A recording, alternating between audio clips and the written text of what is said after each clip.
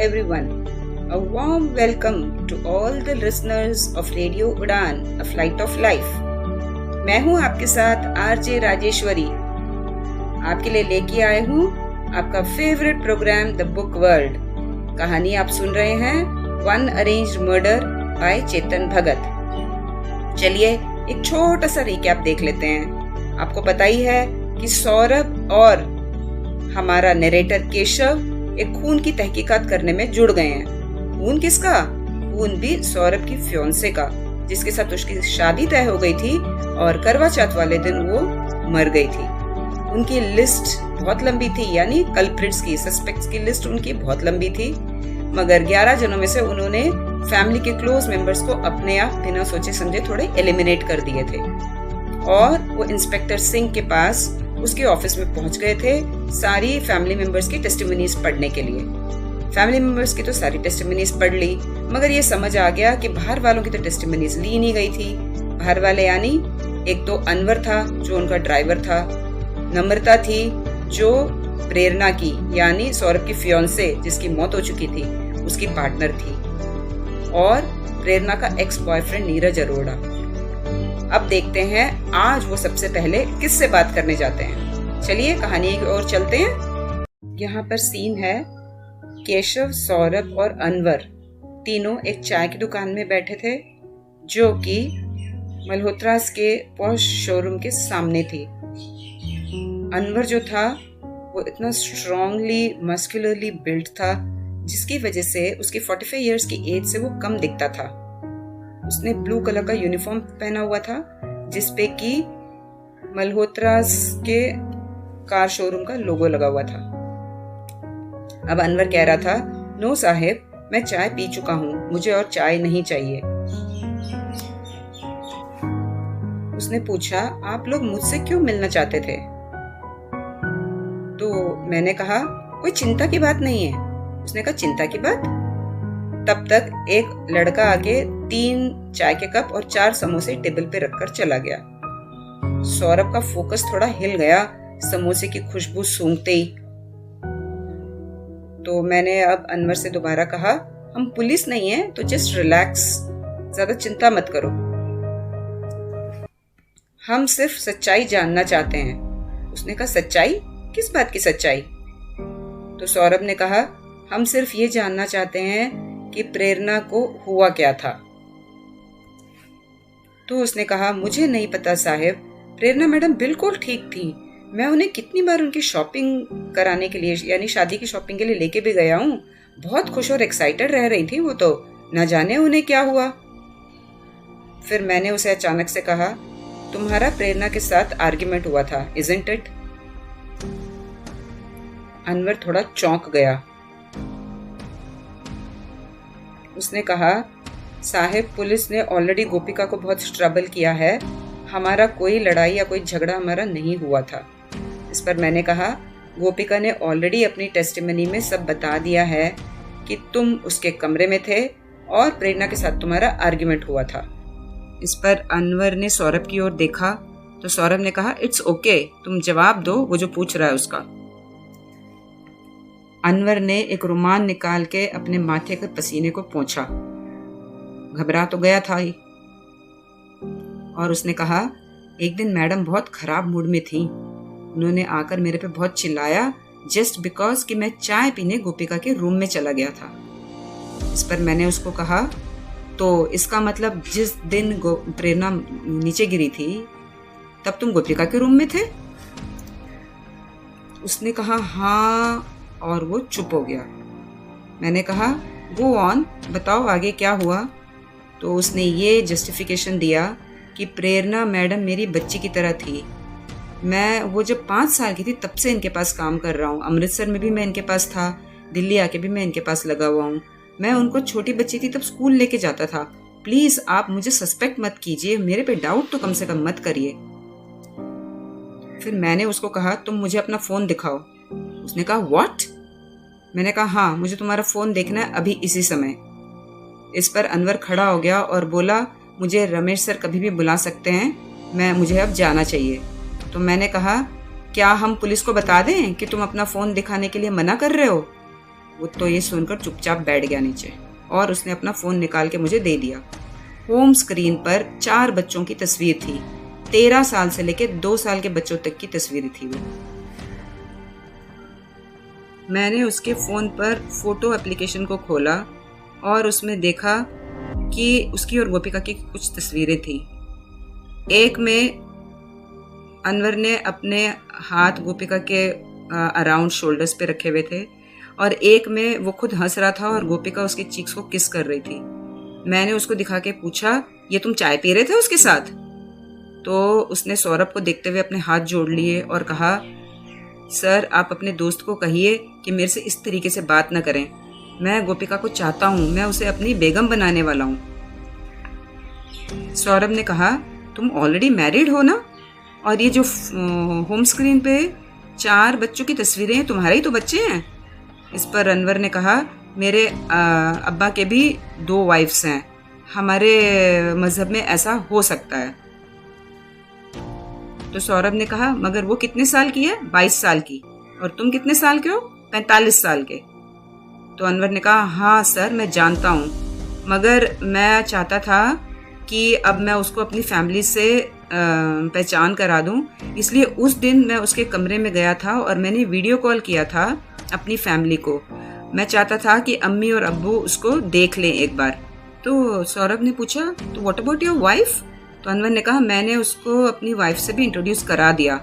सौरभ बिल्कुल शॉक्ड होके मेरी ओर देखा उसने, तो मैंने तो मुस्कुरा दिया। मैंने कहा, देखना, some people can manage very well, Tinder app के बिना भी इनका काम हो जाता है। प्रेरणा मैडम ने हम दोनों को एक दूसरे के आर्म्स में देख लिया था और वो हमारे पे बहुत चिल्लाई थी। इसीलिए अब मैंने डिसाइड कर लिया था कि मुझे जल्दी ही गोपिका को अपना बेगम बना लेना चाहिए। इसी कारण मैं उस दिन उसके कमरे में चला गया था वीडियो कॉल करने के लिए और अपने परिवार से उसको मिलवाने के लिए। वो भी इसलिए क्योंकि उसके कमरे में वाईफाई का कनेक्शन अच्छा आता है। मैंने पूछा, तुम्हारी कॉल कितनी देर की थी? तो उसने कहा, करीब 30 मिनट की कॉल थी मेरी। तो मैंने पूछा, तुमने व्हाट्सएप कॉल कैसे किया था? तो उसने कहा, हाँ व्हाट्सएप से ही किया था वीडियो कॉल, आप उसमें चेक कर सकते हैं। तो मैंने जाके उसके व्हाट्सएप एप्लीकेशन में कॉल हिस्ट्री में चेक कर लिया। 7:29 PM को उस दिन कॉल करी गई थी, जो कि 8:02 तक चली थी। फिर अनवर ने यह भी बताया कि उसके सबसे बड़े बेटे को वीडियो कॉल के दौरान स्क्रीनशॉट्स लेने की आदत थी। उसने स्क्रीनशॉट्स लेके मुझे भेजा भी है, ऐसा अनवर ने कहा। मैंने जाके स्क्रीनशॉट्स चेक कर लिए फोटोज, तो 4 फोटोज उस दौरान जो आए हुए थे वो टाइम परफेक्टली उस समय के लिए मैच कर रहे थे, यानी कि अनवर ने वो कॉल वहां से करी थी। मैंने अनवर का फ़ोन वापस कर दिया और सौरभ से कहा, ये बिल्कुल साफ है क्योंकि उसके पास एलिबी है कि उस वक्त वो क्या कर रहा था। तो सौरभ को मैंने कहा, क्या तुम्हारे पास और कोई सवाल है उसके लिए? क्योंकि अनवर ने कहा कि क्या मैं अब जा सकता हूँ? सौरभ ने कहा, हाँ मेरे पास बस एक सवाल है। तो हमने दोनों ने सौरभ की ओर देखा। उसका सवाल था, तुम एक ही समय पर 2 औरतों से प्यार कैसे कर सकते हो? चलिए दोस्तों, यहाँ पे हम भी एक छोटा सा ब्रेक लेते हैं। ब्रेक लेकर फिर वापस आके आपको आगे की कहानी सुनाते हैं। Brought to you by Savlon Swasth India Mission. Right mask in the right way. Choose a mask which is FFP2 or N95 standard. Wear a mask such that it properly covers your nose and mouth. हाथ धोने के लिए पानी और hand wash का इस्तेमाल करें। हाथ धोने के लिए सिर्फ पानी ही काफी नहीं है। यह संदेश सेवलॉन स्वस्थ इंडिया मिशन की ओर से जारी। Hello listeners, welcome back to radio Udaan, a flight of life. आप सुन रहे हैं आरजे राजेश्वरी के साथ वन अरेंज्ड मर्डर। जैसा कि आप जानते हैं, हमारा नरेटर केशव आगे की कहानी सुनाता है। सौरभ और मैं चेरी बार में घुसे, जो कि था लीला पैलेस होटल में चाणक्यपुरी में। एक कॉर्नर में 3 मेंबर्स का एक टीम म्यूजिक प्ले कर रहा था। आदित्य गिटार पे थे और गाना गा रहे थे और उनके पीछे एक ड्रमर था और एक जन कीबोर्ड प्ले कर रहा था। आदित्य ने एक ब्लैक स्लीवलेस टी-शर्ट पहना हुआ था और रिप्ड ब्लू जीन्स पहना हुआ था। उसके हाथों में चेन्स भी लटक रहे थे। आदित्य एक पुराना गन्स एंड रोसेस का गाना गा रहे थे और गिटार प्ले कर रहे थे साथ में। तब तक वेटर ने आकर हमें एक मेनू कार्ड दे दिया। सौरभ ने उसे देखते हुए बोला, अरे बाप रे, एक मजीटो का 800 रुपया? और मैंने कहा, हाँ, इसके ऊपर जीएसटी भी लगेगा। तो कहने लग गया, हाँ, सरकार को भी हम जो भी पीते हैं उसका एक हिस्सा उन्हें भी पीने को चाहिए। तो हम लोगों ने 2 बीराज ऐड किए और ऑर्डर किया, जो कि लिस्ट में सबसे कम प्राइस का था। जब स्केल बहुत हाई पे भी जा रही थी तब भी आदित्य बहुत अच्छा परफॉर्म कर रहे थे, बहुत अच्छा गा रहे थे वो। उसके बाद उनका गाना एंड हो गया तो एक यंग गर्ल आई, आदित्य से कुछ बातें करी उसने और नंबर्स उन्होंने एक्सचेंज किए और जाने से पहले उसने आदित्य को एक टाइट हग दिया और उसके नेक पे किस करके चली गई। आदित्य ने एक कॉर्नर टेबल चूज किया और वहां जाके बैठ गए। तब मैंने कहा, चलो अब हमें चलना चाहिए। सौरभ ने और मैंने एक दूसरे से ग्लांसेस एक्सचेंज किए टू बी श्योर कि हमें थोड़ा इजी इनके साथ रहना पड़ेगा, ज्यादा टफ नहीं रह सकते ना आदित्य के साथ। तो हम आगे गए तो सौरभ ने कहा, हेलो आदित्य चाचू। सौरभ ने ऐसे बिहेव किया कि कोइंसिडेंटली हम लोग उनसे मिले थे। उसने कहा, अरे वाह, आप यहाँ गाते हो? हमारी एक क्लाइंट के साथ यहाँ मीटिंग थी तो हम यहाँ आ गए, हमें आप दिख गए यहाँ पर।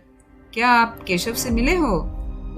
आदित्य ने मेरे से हाथ मिलाया। उन्होंने कहा, हाँ, मैं मिला हुआ हूँ इनसे। आदित्य ने हमारे लिए ड्रिंक्स ऑफर किया तो हमने कहा, हमारे पास ऑलरेडी हमारे बियर्स हैं। तो हमने हमारा टेबल दिखा दिया। तो आदित्य ने कहा, तुम लोग आके मेरे को ज्वाइन कर लो, मेरे साथ बैठो। तो हम लोग जाकर अपने ड्रिंक्स ले आए और हमने आदित्य चाचू के साथ अपनी बातें शुरू करी। मैंने भी उन्हें ड्रिंक ऑफर किया पर उन्होंने मना कर दिया। वो ग्रीन टी पी रहे थे। उन्होंने कहा, काम के बीच में मैं नहीं लेता हूँ। और जब उन्होंने देखा कि मैं उनके गर्दन पे और सब जगह के लिपस्टिक मार्क्स देख रहा हूँ तो उसे रब करने लग गए और उन्होंने हंसते हुए कहा, यही प्रोग्राम्स में परफॉर्म करने का हमें ये कीमत मिलती है। ऑफ कोर्स तुम भैया को तो जाके नहीं बताओगे ये सब। नॉट दैट कि उन्हें पता नहीं है, वो जानते हैं, बट अभी वो बहुत अपसेट है ना, तो मैं नहीं चाहता हूँ कि वो और थोड़े अपसेट हो जाएं। सौरभ ने कहा, ऑफ कोर्स नॉट, हम क्यों जाके बताने लग गए। सौरभ ने कहा, हाँ, सब कुछ कितना शॉकिंग था, नहीं? आदित्य चाचू, आपको क्या लगता है किसने ऐसा किया होगा? तो आदित्य ने कहा, पता नहीं, एवरीथिंग इज सो शॉकिंग, कुछ समझ नहीं आ रहा। तो सौरभ ने कहा, क्या आपने वास्तव में कुछ नहीं सुना था? आपका कमरा डायरेक्टली टेरेस के नीचे ही था ना? तो आदित्य ने कहा, व्हाट डू यू मीन? मैंने तुम्हें बताया था कि मैं म्यूजिक बना रहा था। तो उस पर मैंने कहा, म्यूजिक बना रहे थे, इसका क्या मतलब होता है? तो सौरभ ने मेरी तरफ एक ग्लांस दिया। उसका मीनिंग ये था कि मैं ज़्यादा टफ ना होने लग जाऊं उनके साथ। खैर, तो मैंने ये भी कहा, आप तो जो प्ले कर रहे थे वो तो ऑलरेडी एक गाने को ही आप गा रहे थे, इसमें आपका कॉम्पोजिशन कहाँ है? इस पर आदित्य ने कहा, नहीं, मैं बहुत सारे कॉम्पोजिशंस पे एक साथ काम करता हूँ। ऐसा बोलते बोलते उनकी आवाज बीच में रह गई। थोड़ा रुक के फिर सौरभ ने कहा, क्या आपके और रमेश अंकल के बीच में चीजें अब थोड़ी बेटर हुई? तो आदित्य ने कहा, नहीं, तुम तो उनके बारे में जानते ही हो, कितने स्ट्रिक्ट हैं, उनके व्यूज चेंज तो होते नहीं है, और he has lost his daughter now, तो मैं कुछ अब उनसे एक्सपेक्ट नहीं करता हूँ, मैं उन्हें कुछ कहता भी नहीं। सौरभ ने फिर एक और बात शुरू करी, क्या आपको लगता है इतना उसका बोलना हुआ? आदित्य ने बीच में उसे इंटरप्ट कर दिया और कहा, ओ, अब मुझे अपने नेक्स्ट सेट के लिए वार्म अप करने जाना पड़ेगा, और वो उठ के जाने लगे। जाते जाते आदित्य ने कहा, सौरभ, वेटर को मेरा नाम बता देना, तुम्हारे ड्रिंक्स पर तुम्हें डिस्काउंट मिल जाएगा। मैंने कहा, ये चिट चैटिंग वाली गॉसिप से तो मैं कुछ पता नहीं लगा पाऊंगा, ऐसी बातों से क्या फायदा होगा? तो सौरभ ने कहा, मैं क्या करूं, आदित्य चाचू फैमिली हैं, मुझे अभी भी वो दामाद समझते हैं, अब उनके साथ ज्यादा स्ट्रिक्ट या स्ट्रेट फॉरवर्ड होकर तो सवाल किए नहीं जा सकते ना। अब हमारी नेक्स्ट विजिट थी बाराकंबा रोड में कोटक महिंद्रा बैंक का जो मेन ऑफिस है वहां पर। हम वहां के रिसेप्शन में खड़े थे और 4 बार नीरज अरोड़ा के लिए बुलाने के लिए बाद भी रिसेप्शनिस्ट हमें जस्ट अ फ्यू मिनट्स कहते हुए उसने 20 मिनट लगा दिए थे। फिर एक टॉल और फेयर लड़का वहां से आता हुआ दिखा। कहने लग गया, तुम मुझसे मिलना चाहते थे? बहुत हंसता हुआ बात कर रहा था। जैसे ही उसने सौरभ को देखा वो थोड़ा लड़खड़ा सा गया। कह रहा था, आई एम सॉरी, मैं शायद थोड़ा कंफ्यूज हो गया हूँ। तुम? तो सौरभ ने कहा, हाँ, हम एक दूसरे के बारे में जानते जरूर हैं, मिले नहीं हैं। डेफिनेटली तुमने मेरे फोटोज देखे होंगे। नीरज ने कहा, हाँ, तुम प्रेरणा के फियांसे थे, राइट? फिर मैंने कहा, क्या हम बात कर सकते हैं? तो नीरज ने कहा, किसके बारे में? मैंने कहा, जरा बाहर चले हम। तो वो हमारे साथ आ गया और बैंक के सामने जो स्टारबक्स था वहां हम चले गए। नीरज मेरे सामने एक सोफे पे बैठा हुआ था और उसके बैंक का आईडी कार्ड उसके गले से लटक रहा था। सौरभ हमारे लिए कॉफी ऑर्डर कर रहा था। नीरज ने मेरे से पूछा, तुम मेरे से मिलना क्यों चाहते थे? तो मैंने कहा, बस प्रेरणा के बारे में बात करने के लिए। बस इतना बोलना हुआ, नीरज की आंखें बिल्कुल काली हो गईं और वो बिल्कुल स्टिफ हो गया। उसने कहा, क्या हुआ पता नहीं, it was terrible, isn't it? तब तक सौरभ कॉफीज, मफिन्स और न जाने क्या क्या लेके आता रहा। क्या ये हमेशा जरूरी है हम किसी को इंटरोगेट करने आए तो हम एक बुफे ऑर्गेनाइज करें? ऐसा मुझे लगा। सौरभ मेरे पास आकर बैठ गया। नीरज ने सौरभ से कहा, सौरभ, मैं अपने कंडोलेंसेस एक्सप्रेस करना चाहता था। I am so sorry, it was really horrible. Saurabh ने मफिन हाथ में लेते हुए नीरज को देखते हुए कहा, किसी ने उसको मार दिया है। नीरज ने देखा उसको और शॉक्ड हो गया सुनकर, किल्ड वर्ड सुन के शॉक्ड हो गया।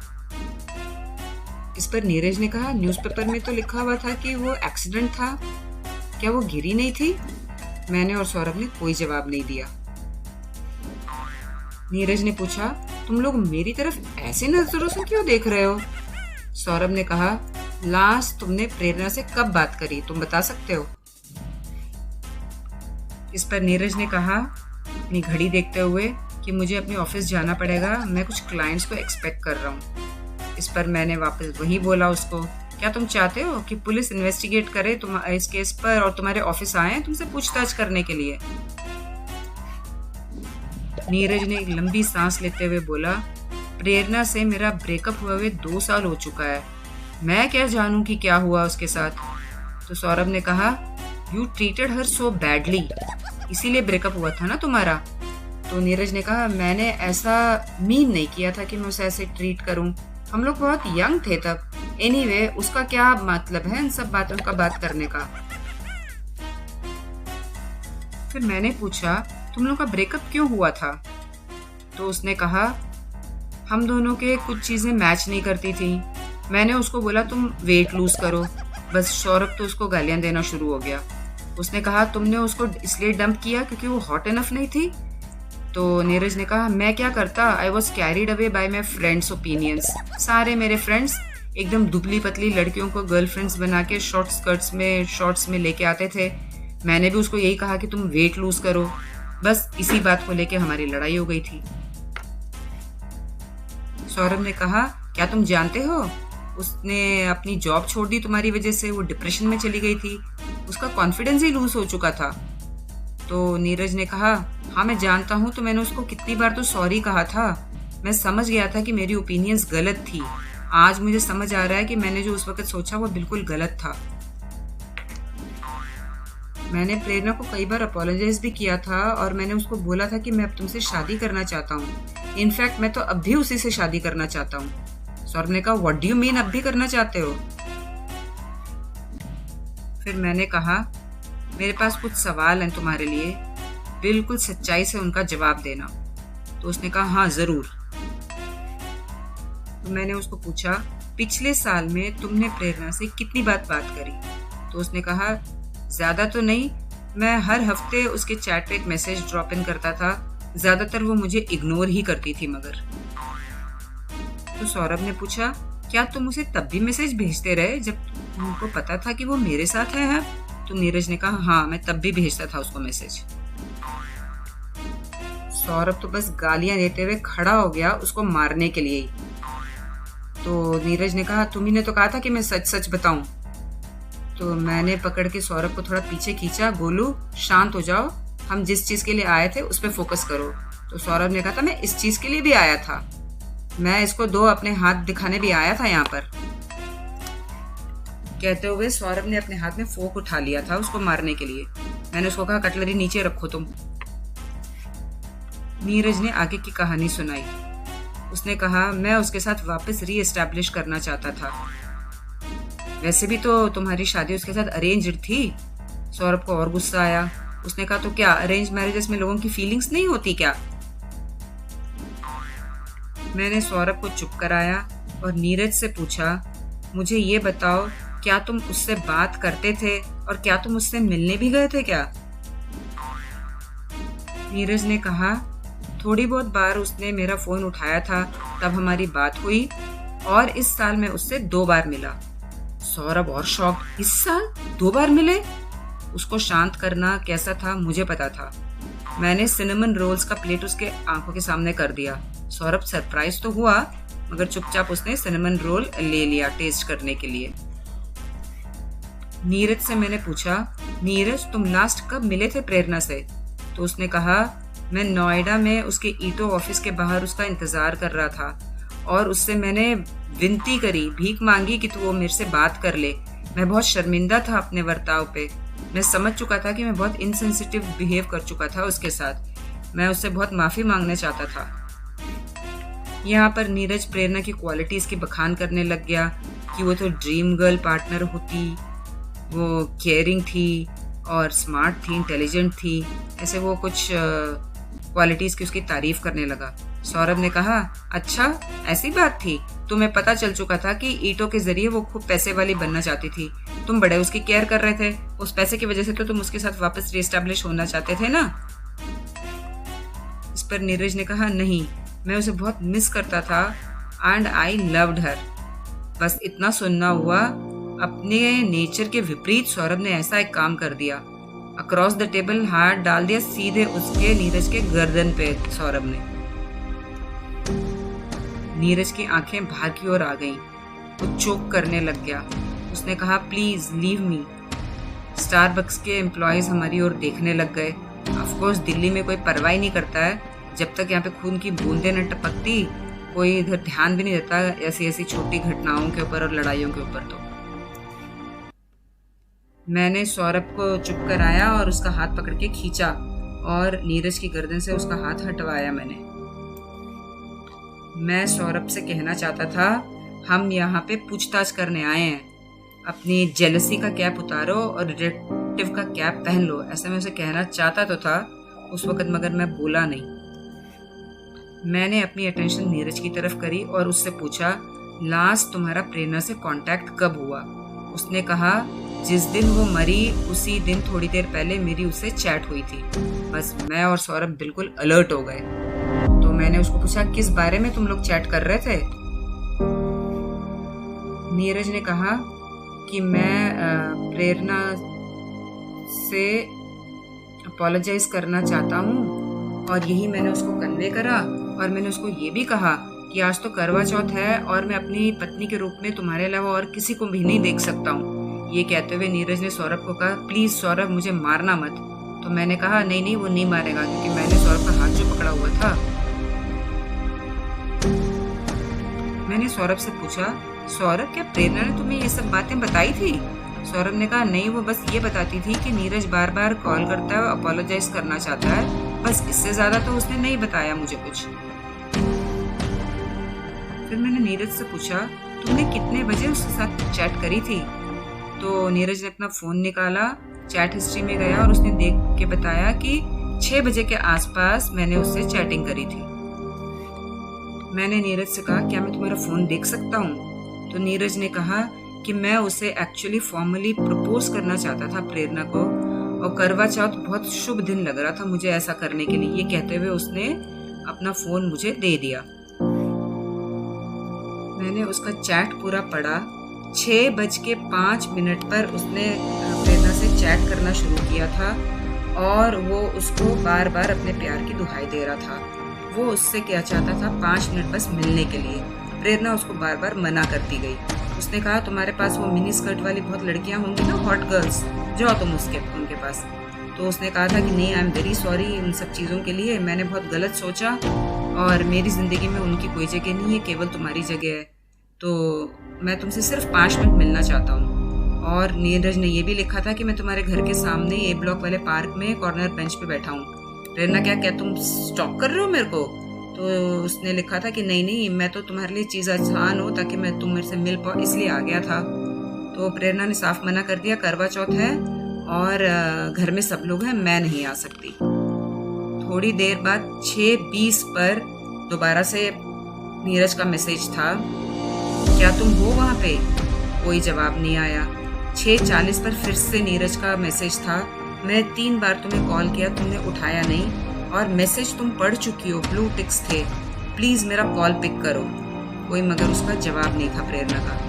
और थोड़ी देर बाद 7:47 पर नीरज ने लिखा था, अब मैं जा रहा हूँ, मेरे को सिर्फ तुम्हारे 5 मिनट चाहिए थे मिलने के लिए, तुम नहीं आई तो अब मैं जा रहा हूँ। ये लास्ट मैसेज था। तो इसके बाद मैंने फोन वापस नीरज को दे दिया। ये लास्ट मैसेज अनरेड चला गया था, प्रेरणा ने पढ़ा ही नहीं था उसको। मैंने नीरज को कहा, इसका मतलब तुम प्रेरणा के घर के आसपास थे जब वो मरी थी? तो उसने कहा, हाँ था तो, मगर मैं उससे कभी मिला नहीं। क्या अब मैं जा सकता हूँ? अब तो मैंने आप लोगों को सब कुछ दिखा दिया है। और नीरज खड़ा हो गया जाने के लिए। सौरभ ने कहा, क्या तुम समझ रहे हो कि प्रेरणा के मरते समय उसके घर के आसपास रहने का मतलब क्या होता है? खड़े होकर सौरभ ने अपने दोनों हाथों से उसके शर्ट की कॉलर पकड़ ली और कहा, इसका मतलब ये होता है तुम प्राइम सस्पेक्ट हो और मैं तुम्हारे पीछे ही लगा रहूंगा, इस बात का ध्यान रखना। चलिए फ्रेंड्स, कुछ ज्यादा ही हेवी हो गया ना, एक ब्रेक ले लेते हैं, उसके बाद देखते हैं कि मोड और थोड़ा लाइट रहेगा या और थोड़ा हेवी हो जाएगा। तैयार रहिएगा। Brought to you by Savalon स्वास्थ्य इंडिया मिशन। सही आदतें। Keep yourself protected with the 3 good habits. SMS. S. Sanitize. M. Mask. S. Social distancing.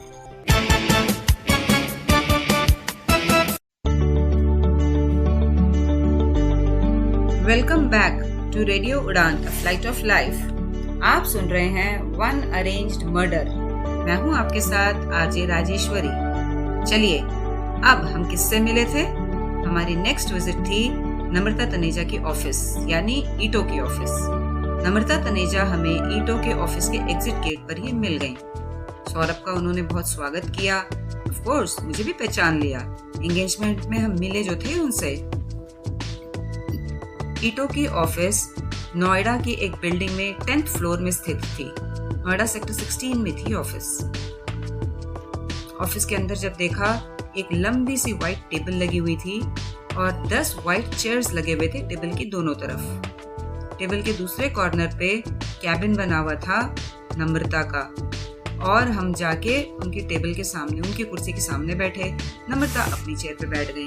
उन्होंने हमारे लिए पेपर टी मंगवा दी। साथ में दूसरा टेबल चेयर के साथ खाली था। किसका था वो? प्रेरणा का ही तो था। सौरभ उठ के उस टेबल की ओर चला गया। वहां पर उसने देखा प्रेरणा ने कुछ फोटोज रखे हुए थे। वो थे उसके फैमिली मेंबर्स के और एक उनके खुद के एंगेजमेंट की फोटो था। ये सब देख के सौरभ की आंखें भर आईं। नम्रता उठ के आके उसे कंसोल करने लगी। उसने उसे गले लगा लिया और उसको पूछा, तुम ठीक हो? ये बात करते रहे। तब तक मैं जहां बैठा था वहां से मैंने देखा नम्रता की टेबल पे 2 ट्रॉफीज थी। एक पे लिखा हुआ था women entrepreneur of the year और दूसरे पे लिखा हुआ था हॉट स्टार्टअप। कुछ पेपर्स भी टेबल पे रखे हुए थे जिसके ऊपर नम्रता के वोक्सवैगन की चाबियां पेपर वेट का काम कर रही थी।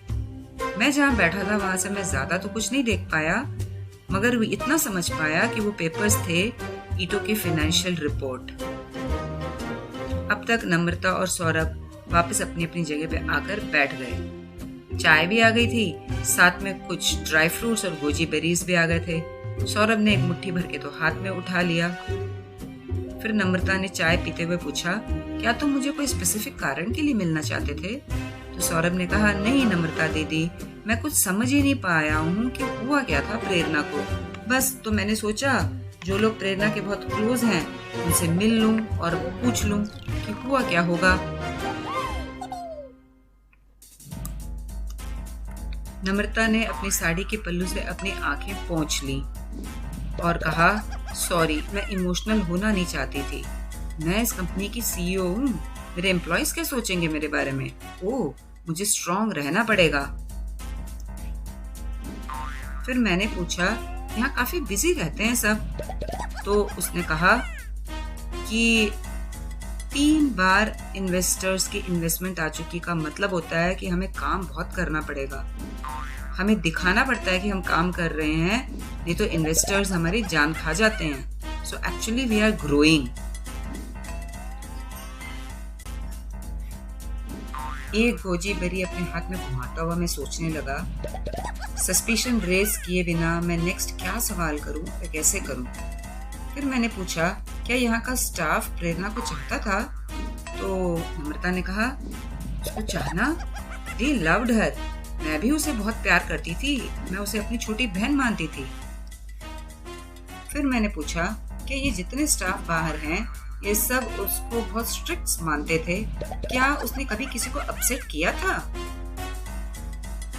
इस पर नम्रता ने कहा, बिल्कुल भी नहीं। उसने कहा, तुम सौरभ से पूछ के देख लो, सौरभ जानता है, वो कई बार आया हुआ है। वो तो प्रेरणा तो बहुत काइंड हार्टेड थी सबकी ओर।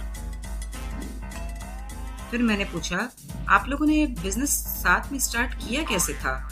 इस पर नम्रता ने कहा, मेरे फादर और प्रेरणा के फादर बहुत अच्छे दोस्त थे। जब प्रेरणा को ये ख्याल आया कि वो ऐसा कुछ स्टार्टअप शुरू करना चाह रही है, तो उसके फादर ने उसे मेरे पास भेज दिया, क्योंकि मैं सॉफ्टवेयर कंसल्टेंट पहले रह चुकी थी और उसके बिजनेस प्लान्स मुझे बहुत अच्छे लगे थे। ऐसा हमारा काम साथ में शुरू हुआ। हम दोनों के ही पास कुछ पैसे जमा थे, हम दोनों ने वो पैसे डाल के इस कंपनी को शुरू कर लिया। बाकी तो सब इतिहास बन गया। फिर मैंने पूछा, अब प्रेरणा के हिस्से का जो स्टेक होगा उसका क्या होगा? इस पर नम्रता बिल्कुल चौंक गई। जवाब नम्रता ने ये दिया कि पेपर वर्क्स तो सब सही करने पड़ेंगे और मोस्टली उसकी नॉमिनी कोई जाएगा, यानी रमेश अंकल कोई जाना चाहिए। मगर केशव, क्या हम यही बात करने आज मिले हैं? इस पर मैंने कहा, आई एम सॉरी, एक्चुअली मैं अपना खुद स्टार्टअप एक शुरू करना चाह रहा हूँ, इसलिए मेरे दिमाग में थोड़े क्यूरियस क्वेश्चंस आ गए। इस पर उसने कहा, मगर फिर भी हमें थोड़े कंसिडरेट होने चाहिए, पूछने से पहले दूसरों के मनोभाव को समझना चाहिए, इज़न्ट इट?